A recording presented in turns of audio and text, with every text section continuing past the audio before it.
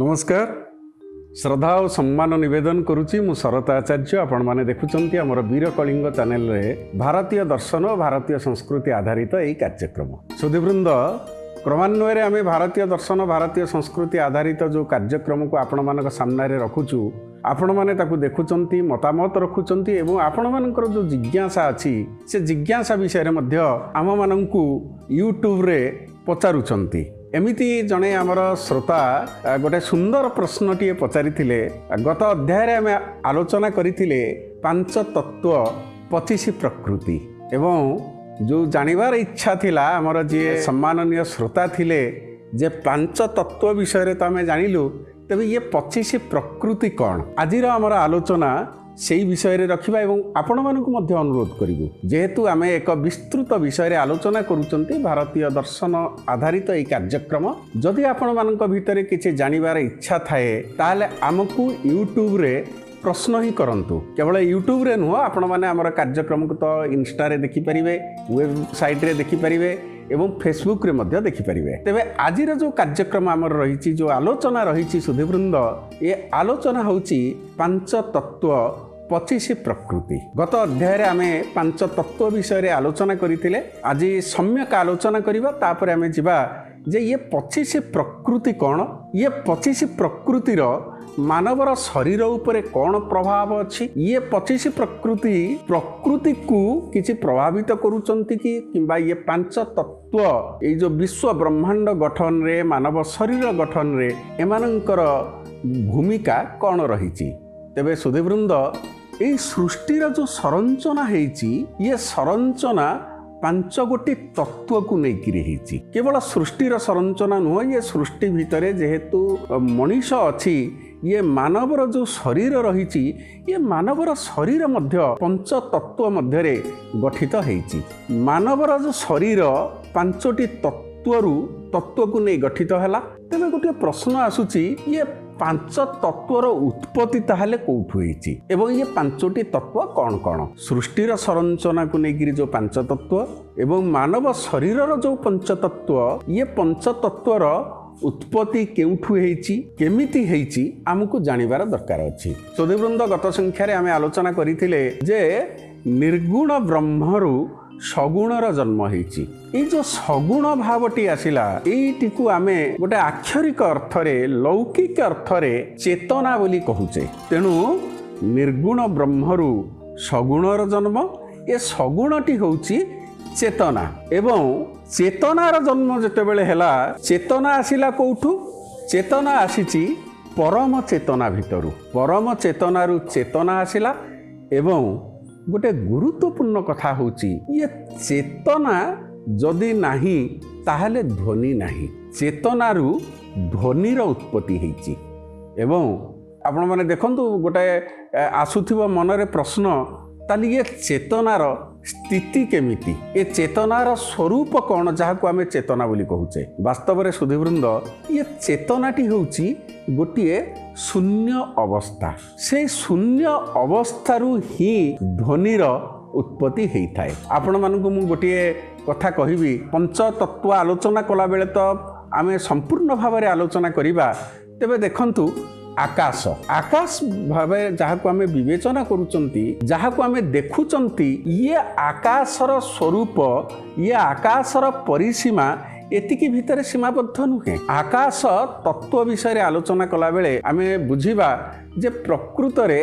आकाश तत्वटी कौन एवं यार परिसीमा किछि अछि कि आकाश तत्वरु अन्य कौन कौन तत्व सब सृष्टि हेचंती जोटा को आमे 5 तत्व बोली कहूचे एवं से 25 प्रकृति केमिति आसीचंती सुधीवृंद आकाश होची गोटे शून्य गोटे रिक्त स्थान एवं आमे जानिचंती रिक्त स्थान रे शून्य स्थान रे गोटे ध्वनि थाए आपण माने भी केबे अनुभव करिथिबे मनेकर गोटे विराट पड़ियाटी अछि केही लोक नाहंती ता भितरे जदि आपण चुपचाप बसंती देखिबे ता भितरु गोटे ध्वनि उत्पन्न होची ये ध्वनि को नहीं से शून्य स्थान बा रिक्त स्थानर जो ध्वनि ये ध्वनि को नहीं आमर जो माने मुनि ऋषि प्राज्ञ विज्ञ व्यक्ति माने अछंती ସେମାନେ କୁହନ୍ତି ଯେ ଇଏ ରିକ୍ତ ସ୍ଥାନର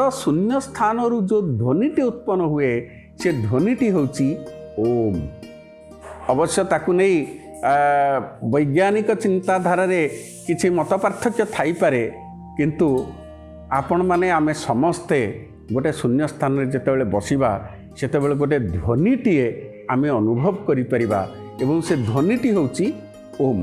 ଆକାଶରୁ ଆରମ୍ଭ କରି ପୃଥିବୀ ପର୍ଯ୍ୟନ୍ତ ଯେଉଁ 5ଟି ତତ୍ତ୍ୱ ରହିଛନ୍ତି, ଯାହାକୁ ଆମେ ଆଉ ଟିକେ ସରଳ ଭାଷାରେ କହିପାରିବା, ଆମେ ସମସ୍ତେ ଶୁଣିଛନ୍ତି ସେଇ ଶବ୍ଦଟି ପଞ୍ଚମହାଭୂତ, ଏବଂ ଯାହା ଆମେ କହୁ ଯେ ପଞ୍ଚମହାଭୂତେ ଗଢ଼ିଛ ଜୀବନ।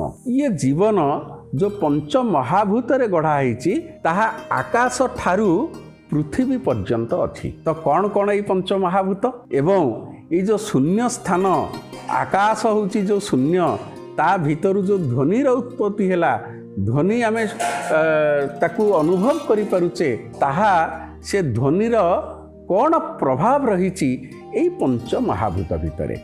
ସୁଧୀବୃନ୍ଦ, ମୁଁ ପୁଣି ଥରେ କହିଦେବାକୁ ଚାହିଁବି ଯେ ଇଏ ଯେଉଁ ପଞ୍ଚମହାଭୂତ ରହିଲେ, ଆକାଶ, ଆକାଶରୁ ବାୟୁ, ବାୟୁରୁ ଅଗ୍ନି, ଅଗ୍ନିରୁ ଜଳ, ଜଳରୁ ପୃଥିବୀ, ଇଏ 5ଟି, ଯାହାକୁ ଆମେ ପଞ୍ଚତତ୍ତ୍ୱ ବା ପଞ୍ଚମହାଭୂତ ବୋଲି କହିଥାଉ। ଯେଉଁ ପଞ୍ଚମହାଭୂତକୁ ନେଇ ଏ ବ୍ରହ୍ମାଣ୍ଡର ସଂରଚନା ହେଇଛି, ଏ ବ୍ରହ୍ମାଣ୍ଡର ସୃଷ୍ଟି ହେଇଛି, ଏବଂ ଏଇ ଯେଉଁ ମାନବର ଶରୀର, ଯେଉଁ ଶରୀରକୁ ଆମେ ଧାରଣ କରିଛନ୍ତି, ଇଏ ଶରୀର ଏଇ ପଞ୍ଚମହାଭୂତକୁ ନେଇକରି ଗଠିତ ହେଇଛି। ପୁଣି ଥରେ କହି ରଖୁଛି, ଇଏ ପଞ୍ଚମହାଭୂତ ହେଲେ ଆକାଶ, ବାୟୁ, ଅଗ୍ନି, ଜଳ ଏବଂ ପୃଥିବୀ। ତେବେ ପ୍ରଥମେ ଆମେ ଯିବା ଆକାଶ ତତ୍ତ୍ୱ। ଯେଉଁ ପଞ୍ଚମହାଭୂତ ଭିତରେ, ପଞ୍ଚତତ୍ତ୍ୱ ଭିତରେ ଆକାଶ ତତ୍ତ୍ୱ ଆସୁଛନ୍ତି, ଆକାଶ ତତ୍ତ୍ୱକୁ ପୂର୍ବରୁ ମୁଁ ଟିକେ କହିଥିଲି ଯେ ଇଏ ଆକାଶ ତତ୍ତ୍ୱ ଯେହେତୁ ଗୋଟିଏ ଶୂନ୍ୟ, ଗୋଟିଏ ରିକ୍ତ, ତେଣୁ ତା ଭିତରୁ ଗୋଟିଏ ଧ୍ୱନିଟିଏ ଉତ୍ପତ୍ତି ହୁଏ ଏବଂ ଇଏ ଧ୍ୱନିଟି ଯେଉଁ ଆମର ରହିଛି ଆକାଶର ତନ୍ମାତ୍ରା, ତା ଭିତରୁ ଶବ୍ଦ। ଆକାଶ ତତ୍ତ୍ୱ ହେଉଛି ଶବ୍ଦ ଆଧାରିତ, ଶବ୍ଦ ଭିତରେ ନିହିତ ଥାଏ। ଏବଂ ଆକାଶ ତତ୍ତ୍ୱ ପରେ ଆସିଲା ବାୟୁ ତତ୍ତ୍ୱ।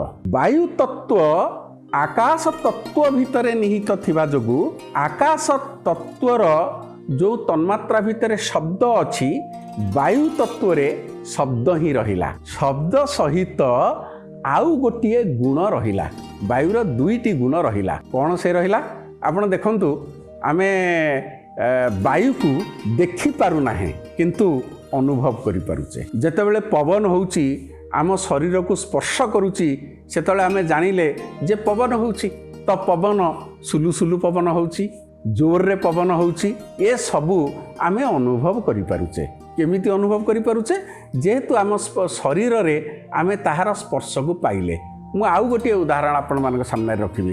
ଆପଣମାନେ ହାତ ଏମିତି କରନ୍ତୁ, ହା ହା କରନ୍ତୁ। ଏଇ ଯେଉଁ ବାୟୁ ଆସିଲା, ତାର ସ୍ପର୍ଶ ଆମେ ଏଇଠି ଅନୁଭବ କଲେ। ଅତଏବ ଆକାଶରୁ ବାୟୁର ସୃଷ୍ଟି ହେଇଛି, ତେଣୁ ଆକାଶର ଯେଉଁ ଗୁଣ ରହିଲା ଶବ୍ଦ ବା ଧ୍ୱନି, ତା ସହିତ ବାୟୁ ତତ୍ତ୍ୱରେ ଆଉ ଗୋଟିଏ ଗୁଣ ଯୋଡ଼ି ହେଇଗଲା, ତାହା ହେଉଛି ସ୍ପର୍ଶ। କାରଣ ବାୟୁକୁ ସାଧାରଣତଃ ଆମେ ଛୁଇଁ ପାରୁଛେ, ଜାଣିପାରୁଛେ, ଅନୁଭବ କରିପାରୁଛେ ଆମର ସ୍ପର୍ଶ ଦ୍ୱାରା। ତୃତୀୟଟି ଆସିଲା ଅଗ୍ନି। ଅଗ୍ନି ତତ୍ତ୍ୱ ଭିତରେ ବାୟୁ ତତ୍ତ୍ୱ ରହିଲେ, ଆକାଶ ତତ୍ତ୍ୱ ରହିଲେ। ଅତଏବ ଆକାଶ ତତ୍ତ୍ୱର ଗୁଣ ଏବଂ ବାୟୁ ତତ୍ତ୍ୱର ଗୁଣ ଉଭୟ ରହିଲା ଅଗ୍ନି ଭିତରେ। ତା ଅର୍ଥ ହେଉଛି ଧ୍ୱନି ରହିଲେ ଏବଂ ସ୍ପର୍ଶ ରହିଲେ। ତାହେଲେ ଅଗ୍ନିର ସ୍ୱତନ୍ତ୍ର ଗୁଣ କ'ଣ ରହିଲା? ଆପଣମାନେ ଦେଖନ୍ତୁ, ଆମେ ନିଆଁକୁ ଛୁଇଁ ପାରୁଛେ। ନିଆଁକୁ ଛୁଇଁବା ପାଇଁ ଗୋଟେ ସାହସ ଅବଶ୍ୟ ଦରକାର, କିନ୍ତୁ ଯେତେବେଳେ ନିଆଁ ଅଗ୍ନି ଅଛନ୍ତି, ସେତେବେଳେ ଆମେ ଯାଉଛେ ତାଙ୍କୁ ଛୁଇଁବା ପାଇଁ, ତାକୁ ଦେଖିପାରୁଛେ ଅଗ୍ନିକୁ, ତାକୁ ସ୍ପର୍ଶ ବି କରିପାରୁଛେ। କାରଣ ତାଙ୍କର କ'ଣ ହେଇଛି, ସେଇଥିରେ ଗୋଟିଏ ରୂପ ଅଛି। ଅଗ୍ନିଙ୍କର ଗୋଟିଏ ରୂପ ଅଛି, ଯେଉଁଥିପାଇଁ କି ତାକୁ ଦେଖିପାରୁଛେ, ସ୍ପର୍ଶ କରିପାରୁଛେ। ଟିକେ ମନେ ପକାନ୍ତୁ, ବାୟୁର ରୂପ ନାହିଁ, ଆକାଶର ରୂପ ନାହିଁ, କିନ୍ତୁ ଅଗ୍ନିଙ୍କର ରୂପ ଅଛି। ତେଣୁ ସୁଧୀବୃନ୍ଦ, ଅଗ୍ନିଙ୍କର ଯେଉଁ ସ୍ୱତନ୍ତ୍ର ଗୁଣଟି ରହିଲା, ତାହା ହେଲା ରୂପ।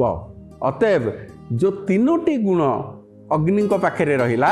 ଗୋଟିଏ ହେଲା ଆକାଶର ଶବ୍ଦ, ଦ୍ୱିତୀୟଟି ହେଲା ବାୟୁର ସ୍ପର୍ଶ ଏବଂ ଅଗ୍ନିର ସ୍ୱତନ୍ତ୍ର ଗୁଣଟି ହେଲା ରୂପ। ତାର ପରବର୍ତ୍ତୀ ତତ୍ତ୍ୱ ଆସିଲା ଜଳ ତତ୍ତ୍ୱ। ଇଏ ଜଳ ତତ୍ତ୍ୱ ଭିତରେ ଆକାଶ ବାୟୁ ଅଗ୍ନିଙ୍କର ଗୁଣ ରହିବା ସହିତ ଜଳର ଗୋଟିଏ ସ୍ୱତନ୍ତ୍ର ଗୁଣ ମଧ୍ୟ ରହିଲା। କ'ଣ ସେ ଗୁଣଟି? ଦେଖନ୍ତୁ, ଜଳକୁ ଆମେ ଏହା ମିଠା ପାଣି, ଖାରିଆ ପାଣି ତାକୁ ଅନୁଭବ କରିପାରୁଛେ। ତାର ଗୋଟେ ରସ ଅଛି। ଜଳ ହେଉଛି ରସ। ପରବର୍ତ୍ତୀ ସମୟରେ ଯେତେବେଳେ ଆମେ ସୂକ୍ଷ୍ମ ଭାବରେ ଆଲୋଚନା କରିବା ଜାଣିପାରିବା ଯେ ଜଳ ରସ ଆକାରରେ କିପରି ମାନବ ଶରୀରରେ ରହିଛି କିମ୍ବା ଇଏ ବିଶ୍ୱ ବ୍ରହ୍ମାଣ୍ଡରେ ରହିଛି। ତେବେ ଲୌକିକ ଦୃଷ୍ଟିରୁ ଜଳର ଗୋଟିଏ ରସ ରହିଛି, ଗୋଟେ ସ୍ୱାଦ ମଧ୍ୟ ରହିଛି। ଅତଏବ ଜଳ ତତ୍ତ୍ୱ ଭିତରେ ଯେଉଁ ଗୁଣ ରହିଲେ ତାହା ହେଉଛନ୍ତି ଶବ୍ଦ, ସ୍ପର୍ଶ, ରୂପ ଏବଂ ରସ ବା ସ୍ୱାଦ। ଏବଂ ପଞ୍ଚତତ୍ୱର ଅନ୍ତିମ ତତ୍ତ୍ୱଟି ଯାହା ଆସିଲା ତାହା ହେଲା ପୃଥିବୀ ତତ୍ତ୍ୱ। ଇଏ ପୃଥିବୀ ତତ୍ତ୍ୱ ଭିତରେ ଅନ୍ୟ ଚାରୋଟି ତତ୍ତ୍ୱର ଗୁଣ ନିହିତ ରହିବା ସହିତ ପୃଥିବୀ ତତ୍ତ୍ୱର ଗୋଟେ ସ୍ୱତନ୍ତ୍ର ଗୁଣ ମଧ୍ୟ ରହିଲା। ପୃଥିବୀ ମାଟି ଆମେ ତାକୁ କହିପାରିବା। ଯେଉଁ ଗୋଟେ ପୃଥିବୀ ଭିତରେ ଯେଉଁଠି ଆମେ ବାସ କରୁଛେ ରହିଛେ, ଯେଉଁ ମାଟି ଆମର ଜୀବନ ଧାରାରେ ଗୋଟେ ପ୍ରମୁଖ ଭୂମିକା ନିର୍ବାହ କରୁଛି। ଆପଣ ଦେଖନ୍ତୁ, ଯେତେବେଳେ ଖରା ହେଇଥିବ ମାଟି କୁହାଯାଏ ପୁରା ଶୁଖିକିରି ଥିବ, ସେତେବେଳେ ମନେ କରାଯାଉ ଟିପି ଟିପି ବର୍ଷା ହେଇଗଲା, ତାହେଲେ ମାଟିର ଗୋଟେ ବାସ୍ନା ବାହାରେ। ଏବଂ ଆପଣ ଦେଖନ୍ତୁ, ଯେତେବେଳେ ଜଣେ ମାଟିକି ଚକଟିକିରି କିଛି ତିଆରି କରୁଛି, ମାଠିଆ ତିଆରି କରୁଛି କିମ୍ବା ହାଣ୍ଡି ତିଆରି କରୁଛି, ସେତିକି ବେଳେ ମାଟିର ମଧ୍ୟ ଗୋଟେ ଅଲଗା ବାସ୍ନା ଥାଏ, ଯାହାକୁ ଆମେ ଗନ୍ଧ ବୋଲି କହିପାରିବା। ଅତଏବ ଇଏ ପୃଥିବୀ ତତ୍ତ୍ୱ ଭିତରେ ଯେଉଁ ଜଳ, ଅଗ୍ନି, ବାୟୁ, ଆକାଶର ଗୁଣ ରହିଲା, ତାହା ସହିତ ନିଜସ୍ୱ ଗୁଣଟି ରହିଲା ଗନ୍ଧ। ତେଣୁ ପୃଥିବୀ ତତ୍ତ୍ୱର ଯେଉଁ ଗୁଣ ରହିଲେ ଶବ୍ଦ, ସ୍ପର୍ଶ, ରୂପ, ରସ ଏବଂ ଗନ୍ଧ। ସୁଧୀବୃନ୍ଦ, ଇଏ ଯେଉଁ ପାଞ୍ଚ ତତ୍ତ୍ୱ ରହିଲା, ଇଏ ପାଞ୍ଚ ତତ୍ତ୍ୱ ଭିତରେ ହିଁ ମାନବର ଶରୀର ଗଠିତ ହୋଇଛି। ଇଏ ବିଶ୍ୱ ବ୍ରହ୍ମାଣ୍ଡ ବି ଗଠିତ ହୋଇଛି। ଇଏ ପଞ୍ଚ ତତ୍ତ୍ୱ ସେଇଥିପାଇଁ ଆମେ କହିଲେ। ଏବଂ ସବୁଠୁ ବଡ଼ କଥା ହେଉଛି, ଇଏ ପାଞ୍ଚଟି ତତ୍ତ୍ୱ ଯେତେବେଳେ ଅସାମଞ୍ଜସ୍ୟ ସ୍ଥିତିକି ଆସନ୍ତି କିମ୍ବା ଅସନ୍ତୁଳିତ ଅବସ୍ଥାରେ ରହନ୍ତି, ସେତିକି ବେଳେ ଆମର ଜୀବନ ମଧ୍ୟ ଅସନ୍ତୁଳିତ ହୋଇଯାଏ। ଇଏ ବିଶ୍ୱ ବ୍ରହ୍ମାଣ୍ଡ ମଧ୍ୟ ଅସନ୍ତୁଳିତ ହୋଇଯାଏ। ତେଣୁ ମୁଖ୍ୟ କଥାଟି ହେଉଛି, ଇଏ ପାଞ୍ଚଟି ତତ୍ତ୍ୱ ସନ୍ତୁଳିତ ଅବସ୍ଥାରେ ରହିବା ଦରକାର। ତାହେଲେ ଜୀବନ ଗୋଟେ ପୂର୍ଣ୍ଣାଙ୍ଗ ଜୀବନ ବା ଯଥାର୍ଥ ଜୀବନକୁ ଆମେ ବଞ୍ଚିପାରିବା ଏବଂ ଇଏ ବିଶ୍ୱ ବ୍ରହ୍ମାଣ୍ଡ ମଧ୍ୟ ଠିକ୍ ଭାବରେ ତାର ସ୍ଥିତିକି ବଜାୟ ରଖିପାରିବ। କିନ୍ତୁ ଆଉ ଗୋଟିଏ କଥା ଆପଣମାନଙ୍କୁ ଏଠି କହିଦେବାକୁ ଚାହିଁବି, ଇଏ ପାଞ୍ଚ ତତ୍ତ୍ୱ ଭିତରୁ ଚାରୋଟି ତତ୍ତ୍ୱ ଯାହା ହେଲା ବାୟୁ, ଅଗ୍ନି, ଜଳ, ପୃଥିବୀ, ଆକାଶ ତତ୍ତ୍ୱକୁ ଛାଡ଼ି ଦିଅନ୍ତୁ। ଆକାଶ ତତ୍ତ୍ୱ ଗୋଟେ ଗୂଢ଼ ବିଷୟ ଏବଂ ଇଏ ଯଦି ବାୟୁ, ଅଗ୍ନି, ଜଳ, ପୃଥିବୀ, ଇଏ ଚାରୋଟି ତତ୍ତ୍ୱ ଯେଉଁ ମଣିଷ ଭିତରେ ଅଛି, ମାନବ ଶରୀର ଭିତରେ ଅଛି, ତାହା ଯଦି ସନ୍ତୁଳିତ ଅବସ୍ଥାରେ ରହେ, ସେ ମଣିଷକୁ ଆମେ ଜ୍ଞାନୀ ବୋଲି କହିପାରିବା। କିନ୍ତୁ ଆକାଶ ତତ୍ତ୍ୱ ଯଦି ନାହିଁ, ତାହେଲେ ସେ ସିଦ୍ଧ ହୋଇପାରିବ ନାହିଁ। ବ୍ରହ୍ମଙ୍କୁ ଜାଣିବା ପାଇଁ, ବ୍ରହ୍ମ ଯେଉଁ ଅନୁଭବ, ସେଇଥିପାଇଁ ଆକାଶ ତତ୍ତ୍ୱ ଅତ୍ୟନ୍ତ ଅପରିହାର୍ଯ୍ୟ। ଜଣେ ଜ୍ଞାନୀ ହେଇପାରେ, ଯେଉଁଟା ଆମେ ପ୍ରଥମ ଅଧ୍ୟାୟରୁ କହିଥିଲେ। ଜଣେ ଜ୍ଞାନୀ ହେଇପାରେ, କିନ୍ତୁ ସେ ସିଦ୍ଧ ହୋଇପାରିବ ନାହିଁ। ଯେଉଁଟାକୁ ଆମେ ମୋକ୍ଷ ବୋଲି କହୁଛେ, ଅହମ୍ ବ୍ରହ୍ମୋସ୍ମି ବୋଲି କହୁଛେ, ତାକୁ ସେ ବୁଝିପାରିବ ନାହିଁ। ସେହି ଦୃଷ୍ଟିରୁ ଆକାଶ ତତ୍ତ୍ୱ ହେଉଛି ଗୁରୁତ୍ୱ। ତଦ୍ ବ୍ୟତୀତ ଇଏ ଚାରୋଟି ତତ୍ତ୍ୱ ମଣିଷ ଭିତରେ ଯଦି ଠିକ୍ ଭାବରେ ସହାବସ୍ଥାନ କରନ୍ତି, ଜଣେ ମଣିଷ ଠିକ୍ ସେ ଜୀବନକୁ ନେଇପାରିବ। ଏବଂ ଇଏ ଯେଉଁ ପଞ୍ଚତତ୍ତ୍ୱ ରହିଲେ, ଇଏ ପଞ୍ଚତତ୍ତ୍ୱର ବିକାଶ କେଉଁଠୁ ହେଇଥାଏ, ବିକାଶ ହେଇଥାଏ ନା ନାହିଁ, ଯଦି ହେଇଥାଏ କେଉଁଠୁ ହେଇଥାଏ, ଏଇ ବିଷୟରେ ଆମେ ଆସନ୍ତା ସଂଖ୍ୟାରେ ଆଲୋଚନା ନିଶ୍ଚୟ କରିବା। ସୁଧୀବୃନ୍ଦ, ଆପଣମାନଙ୍କୁ ଅନୁରୋଧ ରଖିବୁ, ବୀର କଳିଙ୍ଗ ମାଧ୍ୟମରେ ଆମେ ଭାରତୀୟ ଦର୍ଶନ ସଂସ୍କୃତି କେବଳ ନୁହଁ, ଆପଣମାନେ ଦେଖୁଛନ୍ତି ଆମେ वीर कलिंग माध्यम साहित्य संस्कृति विज्ञान दर्शन धर्म इतिहास भूगोल ये सबु विषय को आपण मान पाखे पहुँचार प्रयास करुचु। विशेषकर नीलाद्रि कंदरवासी परम कारुणिक कोटि कैवल्यनाथ प्रभु जगन्नाथंकर जो महिमा से विषय में आम आपण मान पाखे पहुँचाई प्रयास जारी रखीचु।